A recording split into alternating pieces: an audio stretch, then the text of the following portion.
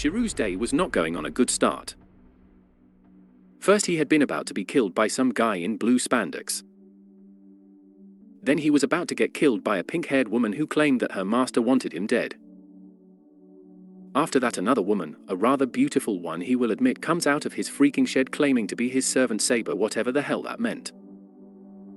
He watched as the two fought with clear awe in his eyes. I want to be just like that someday, he thought. His eyes widened once he saw the man who had warned him to dodge earlier suddenly drop-kick the pink-haired woman. That's so cool, he thought, observing the pair of red and white guns that the man was using right now. The pink-haired woman soon disappears, much to his relief. That's enough, leave her be for now, Archer, a familiar voice calls out. Tosaka! He exclaims in his mind. He never thought a girl like her would be involved in this. Then again, he shouldn't be surprised, since he did catch her talking to herself that one time on the roof. He turns his gaze back at the man in black. He felt an instinctive feeling of disgust and anger just by looking at him now, he thought. The man narrows his steel-grey eyes at him for a moment until he disappears. Tosaka approached me, dusting her skirt off, while the swordswoman Saber, he remembered, stood in front of him. Halt, just because you aided me and my master does not mean I will trust you, Saber declared, invisible sword ready. Shiru quickly raises his hand to stop her. No, wait, Saber, don't do anything to her. She's not an enemy, he exclaimed. She placed her sword down at his words, but still she remained cautious. The four immediately went inside his house, where Tosaka began explaining everything about the Holy Grail War, command seals, the church, and what heroic spirits were. Needless to say, he was pretty amazed to find that Saber was indeed a hero. Tosaka then explained how they needed to head toward the church and get registered for the war. Meanwhile, with Alter, he observes his former household, feeling more memories come back to him. Alter hates the warmth that he feels from the memories. It made him want to just blow up. He looked back at the boy who was currently conversing with Rin. At the current moment, the naive boy was only on the starting part of his path to become a hero of justice. Justice, he wants to scoff. The boy didn't know anything about justice. He knows that the boy is merely obsessed with the salvation that comes with justice.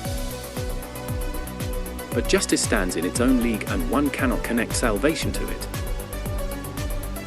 Justice is merely the representation of order and salvation, something that people may find to be similar perhaps. But nonetheless, they have always been different. He thought, remembering the cult of Kira Sessien and the innocents he had been forced to cut down that day. He shakes his head. He doesn't want to remember that day, the day in which he finally lost it all. When the time comes, Alter would break the boy, reshape him into something that wouldn't become a pure killing machine, executing justice wherever he went. He silently followed his master as they made their way to the church. I will stay out here, Master, Rin, Saber said, having no desire to see the face of Kotomine Kirei.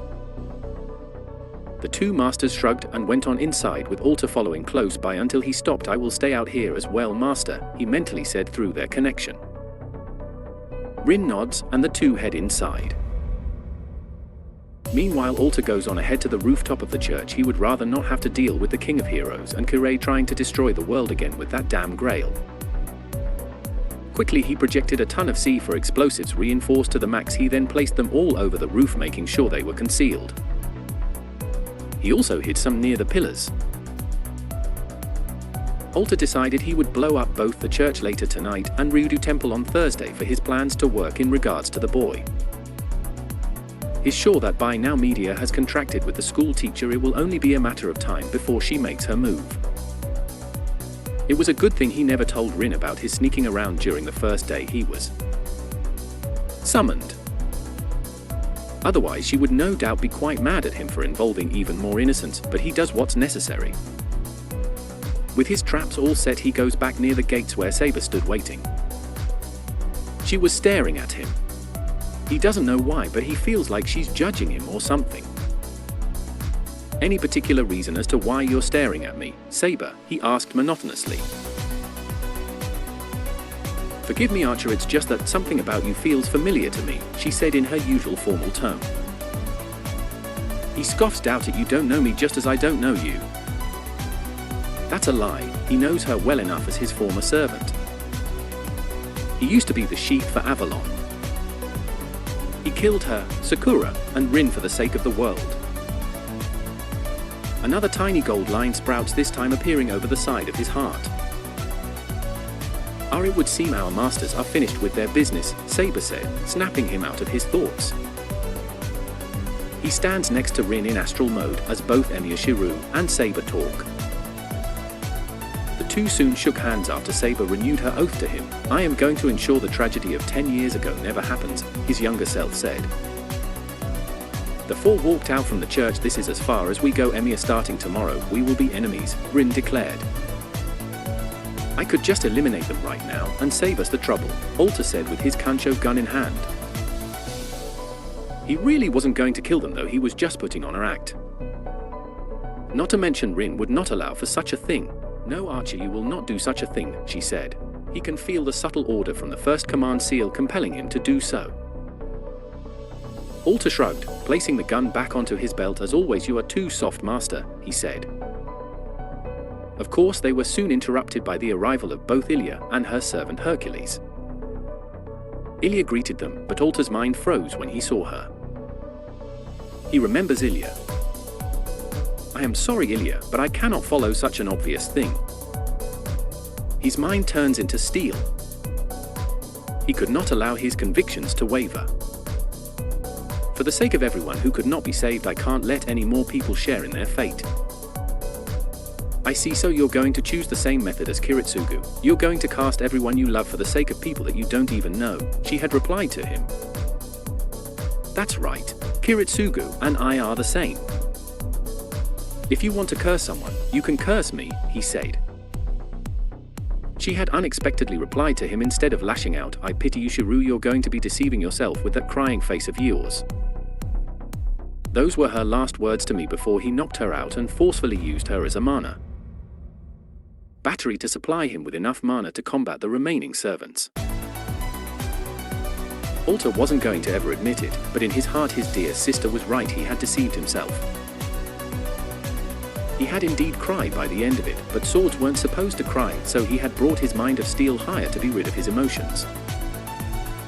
Snapping out from his thoughts, Alter quickly retreated away to gain some distance. While Saber went to go combat Berserker, he could have killed EMIYA if he wanted to. But he didn't want to. He would instead leave it up to EMIYA Shiru to take care of her. The blueprints for Kalidburg and fronting appear in his mind. He projects them down to their last detail before twisting them into bullets. He inserts Kalidburg into Kancho and fronting into Bakuya, turning them into broken phantasms ready to blow away 2 of Hercules' lives. He waits until Saber uses her sword to take one of his lives away with Excalibur. "I am the bone of my sword, my core is twisted with madness, Kalidburg," he chanted, shooting the bullet. Everything twisted apart until boom. A large explosion engulfed Hercules, but he's not done yet. "Fly Hunter of the Red Plains fronting," he chants, launching the second broken phantasm, piercing the still healing Berserker right in the chest. 3 lives were successfully taken away, he mentally counted, dashing forward. This time he proceeded to trace multiple copies of Kancho and Bakuya, performing a triple crane wing. For lives he counted, jumping back, leaving 8 lives left. He draws more of Rin's mana. This time he traces Berserker's own weapon, the 9 lives. "Trigger on set," he chanted. Holding the giant weapon, he let Hercules' experience and memory take over his body. He turns his body into steel in order to keep up with the strength that was necessary to use the technique. 9 lives blade works, he exclaimed, slashing the weapon forth with a great burst of power. He strikes his upper arm, collarbone, windpipe, temple, diaphragm, rib, testicles, and thighs simultaneously at god speed, faster than the speed of sound. It wasn't enough though. Hercules roared on, ready to charge with all of his power. But Alter instincts honed through many years of fighting allowed him to dodge, leaving Hercules back exposed. He quickly thrusts the giant weapon right through Hercules' back. He keeps going until it exits forth from his chest, destroying his heart. Alter pants. Performing the 9 lives drained a lot of his strength and stamina. He quickly reverts his body back from steel. Servant Berserker has been eliminated. Master, he huffed out. Ilya's cries echoed as she begged her servant to not leave her. Alter walks behind her and chops her neck, knocking her out. He carries her and hands her over to his past self. Here, you take her, boy, he commanded. The boy looks at him with all sorts of emotions until he just nods. Saber, on the other hand, stares at him intently. I've never seen a servant with so many different phantasms. Just who exactly are you? She asked, not mentioning Gilgamesh at all. He turns his gaze at her, pausing mid-step. An executor of justice, he answers before turning back to his exhausted-looking master. I apologize, Master, I've used up quite a bit of your mana, but it was necessary. I will be in spirit form to recover a bit, he said. Rin nods her head. It's fine, Archer, although I would like to know how you have so many noble phantasms even though a servant can only have 1, at most 2 only, she said. I'll tell you later, Alter said dismissively, and entered astral form. Rin gains a tick mark on her head. Geez, what an asshole, you could at least tell me now instead of later, she mutters under her breath. Alright, I am going to end this on a cliffhanger. I hope you all enjoyed this part, and as always stay tuned for more content.